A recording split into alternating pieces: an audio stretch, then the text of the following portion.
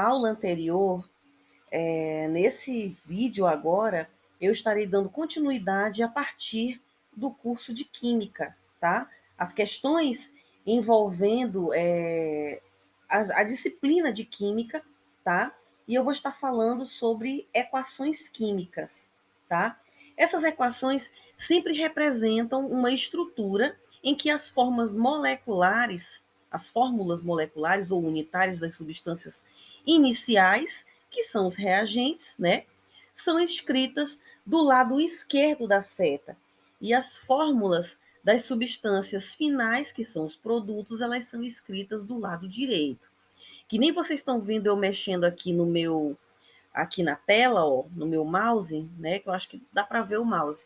É o seguinte, numa equação química, tudo o que estiver à esquerda, tá? São os reagentes. E tudo que estiver à direita são os produtos. Os reagentes, eles são considerados como o primeiro membro nessa equação aqui que eu estou marcando para vocês, que eu estou mostrando, ó, nesse simbolismo aqui. E aí, o que acontece? Os produtos, eles são considerados o segundo membro. Aí você se pergunta, mas professora, por que eles estão em cores diferentes? Eu coloquei aqui, nesse exato momento, em cores diferentes, para que vocês consigam perceber a diferença entre os dois, tá? E aí, o que acontece? Um exemplo aqui, ó. Por exemplo, imagina só que o gás hidrogênio reaja com o gás oxigênio. Lembrando que são dois gases, tá? Para formar a água. A equação química simplificada que representa essa reação, ela é dada por H2 mais O2. Aí tem a setinha, que essa setinha indica a direção da reação, tá? Toda vez que ela está indo em direção à direita, virada para a direita, significa que ela está convertendo o reagente em produto, tá? Vai formar produto. E o produto, no caso, é o H2O, tá? Da mesma forma que se a setinha estivesse voltando, ela é o produto que está virando reagente, tá? E aí o que acontece? Durante a leitura das questões do Enem, acontece, por exemplo, dos ledores eles não saberem, tá? Lembrando aquilo que eu falei no primeiro vídeo, é normal, né? Ledores realmente não saberem de tudo, né? E o que a gente sabe, a gente fala. O que a gente não sabe, né? A gente, né, só observa. Mas é o seguinte, o que acontece? Quando você for ler uma equação como essa, que está aqui na tela de vocês, ó, H2O2, né? Que se transforma em H2O, você pode ler tanto dessa forma quanto como eu estou falando, né? H2 mais O2, o sentido da reação, né? Sentido da esquerda para a direita, e o produto H2O. Como se você souber, né? Você fala hidrogênio, né? 2 hidrogênios mais 2 oxigênios, sentido da reação para formar os produtos, a água. Simples, tá? Existem questões no Enem, por exemplo, que aparecem compostos químicos, como o H2SO4. Se aparecer, você pode simplesmente chegar e ler H2SO4. Ou então, se não souber, ácido sulfúrico. Se aparecer, por exemplo, C2, H, por exemplo, H8, né? C2H tanto lá, que é a fórmula do gás butano, né? Se não me engano, é o butano.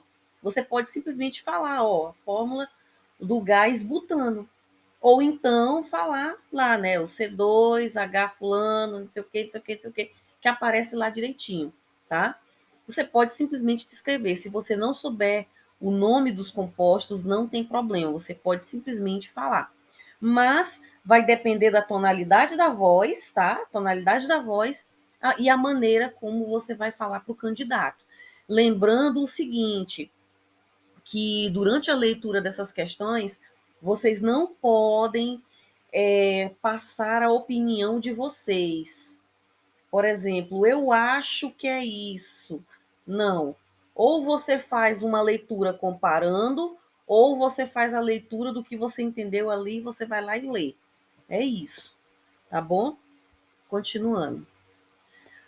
Outra situação também que aparece nas fórmulas, né, nas equações químicas, são a indicação do estado físico das substâncias ou soluções participantes da reação. Essa daqui é uma situação onde os ledores, né, que não têm assim tanto conhecimento, tanta experiência, né, com a leitura das equações químicas, que eles às vezes se confundem. E no momento em que eles vão ler, às vezes eles acabam lendo de um jeito que nem o candidato entende, tá? Acontece isso, o candidato faz de conta que está entendendo. Que quando você está lá na hora do processo seletivo, né, do concurso, você olha para o candidato e você vê que realmente ele não está entendendo nada. E aí ele marca qualquer questão lá. Ah, resposta fulana. Você simplesmente olha e diz, realmente, entendeu? Acontece essas coisas. Mas aí o que, que acontece? Durante a equação química, aparecem letrinhas, tá? Vamos observar aqui essa reação que eu coloquei ela toda em negrito, que é para ela chamar bem a atenção. Ó, C2, H6, O, aí vem a letrinha, mais O2, vem outra letrinha. Sentido da reação para formar produto, né? CO2, a letrinha de novo, mais H2O e a letrinha, tá? Toda vez que aparece uma letrinha dessa daqui, ela está indicando, tá? Essas letrinhas entre parênteses, elas estão indicando o estado físico daquela determinada substância, tá? Eu omiti as letrinhas para com que vocês pudessem entender quem eram os compostos que estavam lá, tá? Mas aí o que, que acontece? Toda vez que no meio dessa equação aqui, que eu estou passando a setinha, né? Você vê uma letra G minúscula, está dizendo que é um gás, tá? Está dizendo que é um gás. Se você vê a letra V, tá dizendo que é um vapor. A letra L minúscula, tá? É líquido. Aqui significa solução aquosa ou aquoso, né? E S minúsculo representa sólido e o C minúsculo representa cristal. E PPT significa precipitado, né? Teve a reação lá e aí aquela coisa precipitou, né? Aquele composto lá, né? Que eu chamo às vezes de coisa, ele precipitou para o fundo do becker, né? Para o fundo ali da solução. Aí, tendo em base o conhecimento dessas letrinhas aqui, ó, minúsculas, como é que eu, como ledor, conhecendo as letrinhas, sabendo mais ou menos ali o sentido daquela equação química, né? Como é que eu vou ler, tá? Eu vou ler essa maneira que eu vou ler é uma maneira correta também, tá? Ó, C2H6O líquido mais O2 gasoso, né? Forma produtos, a setinha, forma produtos. CO2 gasoso mais H2O vapor. Pronto. Quando o candidato que estudou a química, né, escutar isso aqui, ele já vai saber que a reação é essa daqui, ó. Ele já vai formar na cabeça dele essa imagem aqui e vai ficar até mais fácil para ele se lembrar do que foi que ele estudou, entendeu? Se torna mais fácil, tá? E o nome desses compostos aqui, que eu vou até dizendo alguns, ó, esse aqui é uma fórmula, né? Ó, carbonos, hidrogênios, oxigênio, né? o oxigênio respirável, que é o oxigênio gasoso, né, que é o gás. Aí os produtos são o quê? Gás carbônico, né? CO2, CO2, que é gás carbônico, e H2O, que é água, tá? E também nessa representação aqui, né? Que aí eu já vou para o segundo exemplo que está aqui embaixo. Ó, indicação de que houve aquecimento. O símbolo delta, que é um triângulozinho, virá em cima da seta, tá? Se tiver desprendimento de gases, haverá uma seta na diagonal voltada para o lado direito, ao lado da substância gasosa. Aí você fica pensando assim: meu Deus, o que eu vou fazer? Tá, vamos para a fórmula, vamos para a equação. Ó, aqui aparece a minha equação: 2KClO3, sentido da reação, que o sentido, no sentido dela, para formar produtos, houve aquecimento, que é o delta, né? E o produto é 2KCl mais 3 moléculas de oxigênio, né? O2, que estão se desprendendo. Só isso. Aí, ó, matou aí a questão, tá? Se tiver presença de luz para que a reação ocorra, o símbolo lambda, né? Que é um símbolozinho assim, ó, com a perninha assim, ó, lambda, virá em cima da seta. Exemplo, observe que a equação mostra que a água oxigenada, que é o peróxido de hidrogênio em meio aquoso, se decompôs por causa da presença de luz. Aí, vamos dar uma olhadinha lá na fórmula, né? Esse exemplo aqui que eu estou passando com o cursor, tá? A água oxigenada, ela é o H2O2. A água normal, ela é só H2O, tá? Isso quer dizer o quê? Que um oxigênio a mais mudou o sentido da coisa, né? Pois é. A água oxigenada tá aqui, ó, H2O2. A setinha, que é o sentido da reação em si, né? Para onde a reação com a presença da luz, tá aqui o símbolo, né? Virou a água mais um oxigênio ali disperso, que é aquele oxigênio que estava sobrando a mais na reação, que ele ficou solto, né? Como gás, tá? E aí o que acontece? Lembra que eu estava falando direto para vocês de uma setinha? A setinha para a direita. Pois é. Quando quando eu tenho, na minha equação, a setinha jogada somente para a direita, significa que aquela reação ela tem só um sentido. Ou seja, a água oxigenada na presença da luz, ela se decompôs em água e oxigênio solto, por exemplo. A reação foi da esquerda para a direita. Mas a partir do momento que quando você for olhar uma reação, né? E você vê a setinha indo tanto para virando para a esquerda e virando para a direita, como nos exemplos que eu coloquei aqui abaixo para vocês olharem, ó, que é uma seta com a flechinha dela para os dois lados, ou então uma indo numa direção e a outra indo na outra direção, tá? Significa o quê? Que aquela reação ela é reversível, tá? Ela é reversível. O exemplo clássico de uma reação que ela é reversível é a água, tá? H2O. O H2O, ele, a flechinha que indica ele, geralmente ela apresenta duas vias, tá? Tanto indo para a esquerda quanto indo para a direita. Por quê? O H2O, ele pode tanto se decompor em hidrogênio e oxigênio, quanto esses dois gases se unirem de novo e virar água, tá? Fica a dica. Aí, antes de entrar em física e unidades de medida, tá? Eu gostaria de deixar um parêntese aqui, que foi até um assunto que depois que eu preparei o slide, depois que eu preparei a gravação, eu findei lembrando, né? Eu tinha esquecido e passou batido. Sobre haletos orgânicos, tá? E ligações, cadeias carbônicas, tá?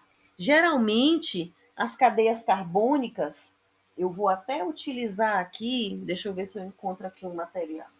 Tá aqui. Eu vou até utilizar esse meu palito de cabelo aqui como exemplo. Ó. Nas ligações carbônicas, tá? Geralmente as ligações simples, quando a gente vai descrever para o candidato, né, aparece uma figura de uma ligação de carbono lá simples. Ela é simples porque ela apresenta apenas os carbonos como uma cadeia principal, que nem esse palito aqui, e os hidrogênios ao redor dele, né? Aqui assim, ó, é como se fosse assim ao redor do palito. Já uma cadeia ramificada é um tipo de cadeia, por exemplo, na hora que a gente vai ler, olha, o desenho que aparece aqui é de uma cadeia ramificada, né? Uma cadeia simples, cadeia ramificada.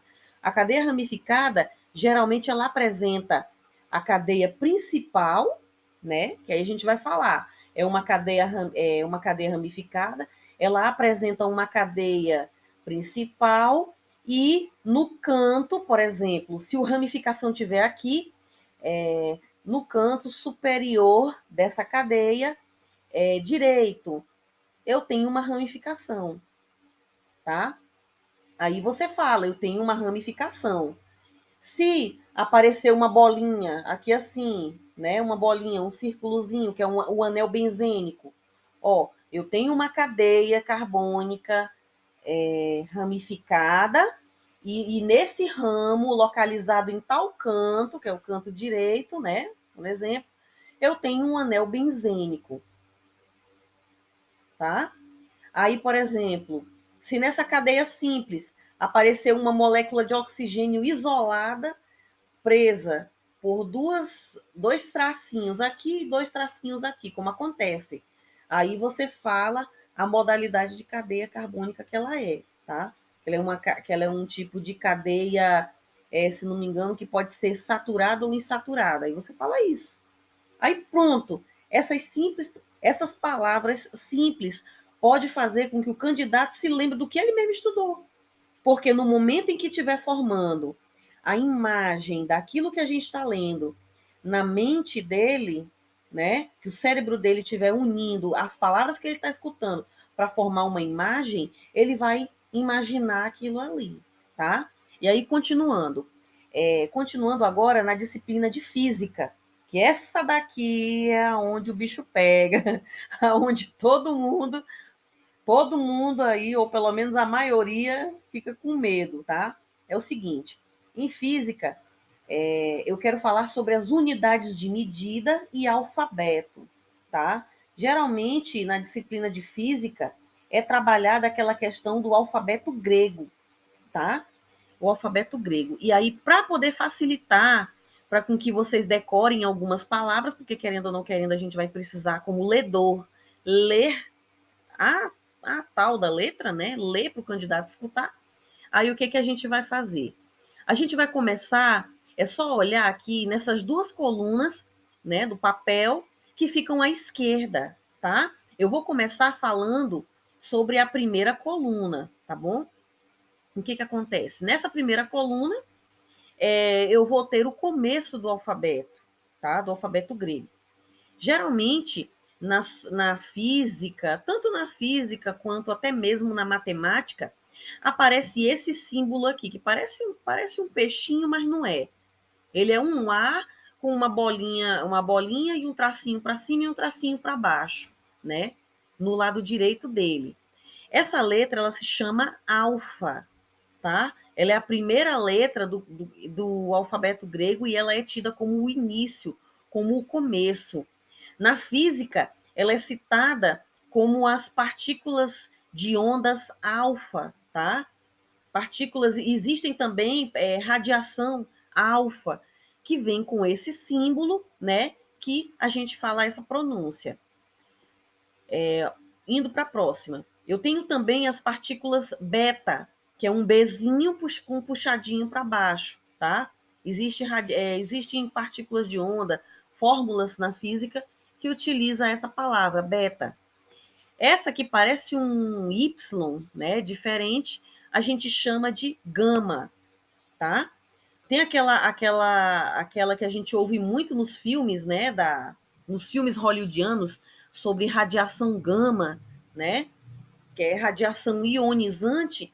Pois é, Esse aqui é o símbolo dela. Ele parece um Yzinho, né? Meio diferente, mas que no momento em que você for pronunciar, você fala, né? Gama, assim, assim, assado, né?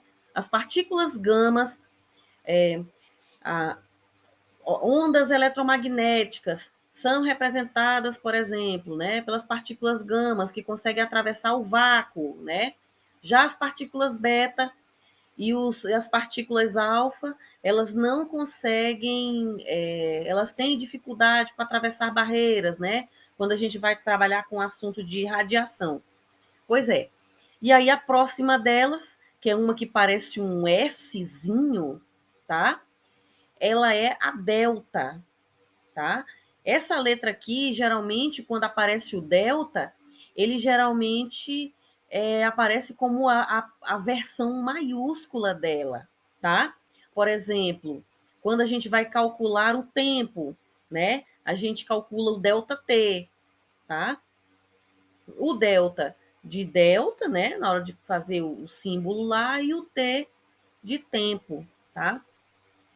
Uma figura nova agora nos concursos do Enem, né? Uma letra nova, né? Pelo menos a versão minúscula dela, é a Epsilon, tá? Que ele parece um E, só que num desenho diferente, tá?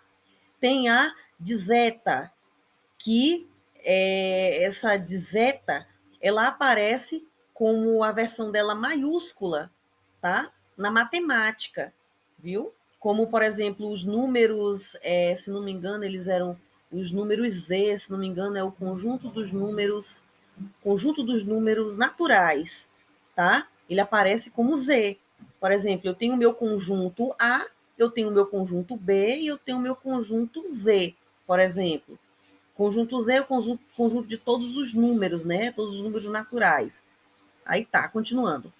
Essa próxima letra que aparece um N, ela é o eta, tá? Ela tem o formato de um N.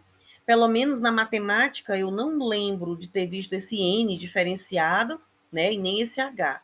Agora, essa próxima que fica abaixo dela, que é a teta, ela parece um zero com um círculo, com um risquinho no meio. É uma situação nova também agora no Enem, tá? Ela apareceu também em alguns cálculos lá. A iota, né? Que parece um J meio diferenciado. O nome dela é iota, né? Tem a capa, que é o K, a lambda, que é aquela que é o símbolo que representa a luz, né? Ou o comprimento de onda, né? Porque querendo ou não querendo, pessoal, a luz ela é um comprimento de onda, tá?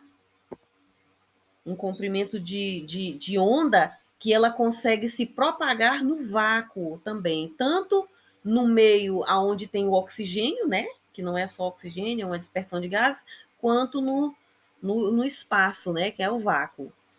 Tem também esse símbolo minúsculo chamado Mi, Mi, que esse símbolo aqui em minúsculo representa a medida de unidade, né? Muito minúscula, né? Aquelas que são bem pequenininhas assim, microscópicas aí, geralmente é representado por esse Uzinho assim, né? Uzinho com um símbolozinho. Tem o Ni, que parece um V, né? A versão minúscula dele. Tem o Xi, esse Xi apareceu também na prova do Enem. Tem o Ômicron, né? O Ômicron a gente também, né, visualizou lá, né? Também apareceu nas provas do Enem, esse Ômicron, esse Ozinho, né? Porque na hora muitos ledores não souberam aí dizer o que era isso, só viam dizendo, é um Ozinho, é um Ozinho diferente, mas não é um Ozinho, era o Ômicron. O Pi, né? Que é o próximo, Pi, na matemática a gente utiliza, trabalha muito com essa unidade, né? Tem o Rho, que é um P, né, diferenciado. Sigma, que a gente usa também na física, a versão minúscula dele, e na matemática a gente utiliza essa letra maiúscula dele, né, para determinar o somatório, né, que é o sigma. O tau, que é calculado na física, o Y, que é diferente também. O próximo, que é o Phi, que ele é um símbolo novo que apareceu em uma questão de um concurso público, só não estou lembrado agora qual era o concurso público, mas ele apareceu também. O Cri, que é esse próximo embaixo dele, que é esse X diferenciado. O Psi, que é o símbolo, né, utilizado no símbolo do, do serviço social, né, que o emblema do serviço social é uma letra Psi, né? Ah, perdão, não é serviço social, não, é da psicologia, perdão, até troquei a profissão aqui. E o ômega, que é o último, né, que nas questões de física, né, mais complexas, ele aparece o ômega. Ele parece um Wzinho diferente, tá? E aí, essa lista aqui que eu estou disponibilizando para vocês nesse slide, tá? Vocês podem estar consultando ela antes, né, do concurso público, né, que essa é até bom para vocês não se perderem. As próximas são as unidades de medida, tá? Que essa daqui é unidades de medida e grandezas derivadas e as próprias unidades às vezes confundem os ledores, tá? Nas unidades de medida, a gente tem a unidade metros por minuto, tá? O metro, ele é representado pela letra M, minúscula, tá? Metro. Quando aparece metro, o M, aí barra segundo, minuto, hora, que está determinando o quê? Aquela unidade metros por minuto, metros por segundo, metros por hora, tá? Se aparece, por exemplo, que é mais comum nas questões de física, km por h, né? No momento em que você vai ler para o candidato, você não vai ler km por h, porque aí o candidato vai olhar para você, né? Vai olhar assim é uma maneira de falar.